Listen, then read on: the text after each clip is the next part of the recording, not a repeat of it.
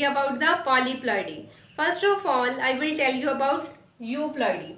Euploidy means genome containing whole set of chromosomes. Euploidy includes monoploidy, diploidy and polyploidy. In monoploidy, there are one set of chromosome. This is present in Nicotiana and Dhatura.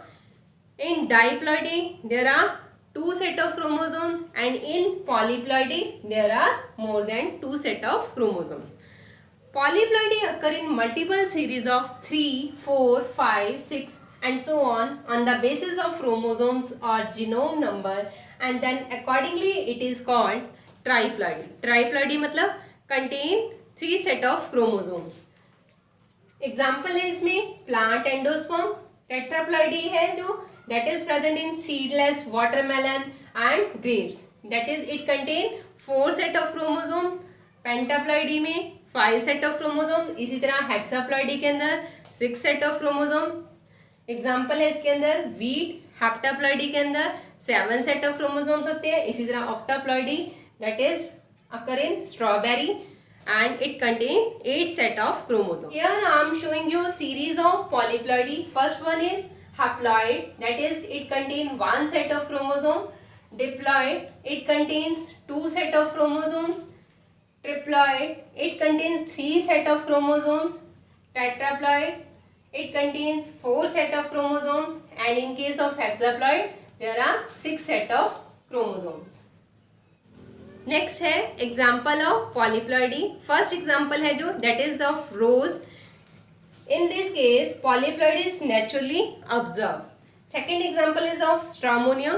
In this case the tropane alkaloids which are active constituents in the stramonium, उनकी yield है जो that is increase by 60 to 150% इन 4n form by the polyploidy. अगर इसके अंदर polyploidy होती है तो जो ट्रोपेन अल्कलॉइड्स का कंटेंट है that is increase by 60 to 150% in the 4n form, that is 4 set of chromosomes. इसी तरह lobelia, cinchona, belladonna, acorus, squill, cannabis and poppy also show increase yield of respective compounds in 4n form. Next है causes of polyploidy. Polyploidy is cause through first क्या है abnormal cell division during either mitosis और metaphase in meiosis. Here I am showing you mitotic polyploidy. It contains 4 single chromosomes in the diploid form that is 2n form. It convert into 4 doublet. ये जो single chromosomes है ये यहाँ पे double हो जाते हैं. 4 डबल क्रोमोसोम्स डबलेट्स बन जाते हैं. देन 4 डबल क्रोमोसोम्स हैं जो दैट लाइन अप हो जाते हैं, मतलब यहाँ पे जो ये स्पिंडल्स बन जाती हैं. यहाँ तक तो ये एक सिंपल प्रोसेस है माइटोसिस की. माइटोसिस में क्या होता है फर्दर स्पिंडल फॉर्मेशन हो जाती है. But in case of polyploidy ये जो क्रोमोसोम्स है ये क्या हो जाएंगे सेपरेट आउट हो जाएंगे और जो इनकी जो स्पिंडल है वो डिसॉल्व आउट हो जाएगी. देन ये प्रोफेज में 8 सिंगल क्रोमोसोम्स में कन्वर्ट हो जाएंगे, that is 8 single chromosome tetraploid means 4 set बना लेंगे. That is the formation of tetraploid cells from a diploid mother cell. Next is physical agents that is by X-rays and centrifugation polyploidy may also occur in the plants. Third point is temperature shock, that is by the extremely cold or hot treatment the polyploidy may occur. Third point is chemical agents, mainly colchicine, veratrine, sulfanilamide and mercury chlorides polyploidy may occur. Here I am showing you normal diploid branch, that is it containing 2 set of chromosome. This branch is after the treatment of colchicine. Colchicine क्या चीज है? It is an active constituent present in the colchicum autumnale और colchicum luteum. जब हम colchicum को इस plant के ऊपर अप्लाई कर रहे हैं तो उसका क्या इफेक्ट आता है that is it produce tetraploid 4n number, और जो लीव्स का साइज है और फ्रूट का साइज है वो बढ़ चुका है. देखिए जो नॉर्मल डिप्लॉइड था उसके अंदर लीफ और फ्रूट का साइज स्मॉलर था, बट इस केस में यहाँ पे साइज बढ़ चुका है. इस तरह हम कॉल्चिकन को डिफरेंट वे से पॉलीप्लॉइडी के लिए यूज़ कर सकते हैं। हम इसको सॉइल के अंदर डाल के प्लांट की ग्रोथ के लिए यूज़ कर सकते हैं, या फिर सीड्स को कॉल्चिकन सॉल्यूशन के अंदर सोक करवाया जाता है फॉर 3 to 4 days, देन उसको ग्रोथ के लिए यूज़ करते हैं। नेक्स्ट है सिग्निफिकेंस ऑफ पॉलीप्लॉइडी। क्या सिग्निफिकेंस है, क्या इंपॉर्टेंस है पॉलीप्लॉइडी की प्लांट्स के लिए? सबसे पहले हम नई स्पीशीज की फॉर्मेशन कर सकते हैं इसके through. Second, adaptability to various habitats. Plants हैं जो different environmental condition, different changes को अडॉप्ट कर सकते हैं।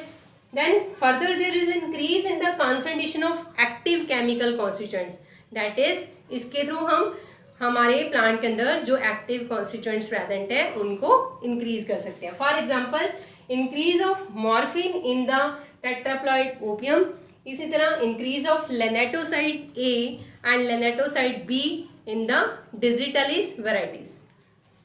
Next is hybrid. हाइब्रिड क्या है? That is the mating of two genetically dissimilar plants having desired genes and bringing them together into one individual is called as hybrid। मतलब जो दो different species को आपस में क्रॉसिंग करवाना, उससे एक ऐसा प्लांट जनरेट करना जो कि हमारे लिए फेवरेबल कैरेक्टर प्रोड्यूस कर रहा है, it is called as hybrid. तो जो रिजल्टेंट हाइब्रिड है वो मोनो हाइब्रिड भी हो सकता है, डाई हाइब्रिड भी हो सकता है और पॉली हाइब्रिड भी हो सकता है। Mono hybrid means one pair of different character है उसके अंदर, डाई हाइब्रिड में 2 pairs ऑफ डिफरेंट कैरेक्टर है, एंड पॉली हाइब्रिड में more than 2 pairs of different characters. Next is hybridisation. Hybridisation में क्या होता है कि हम दो डिसिमिलर स्पीशीज को आपस में क्रॉसिंग करवा के एक सिंगल वेराइटी को तैयार कर रहे हैं। Second point is the favourable characters of other varieties और स्पीशीज कैन बी ऑब्टेन।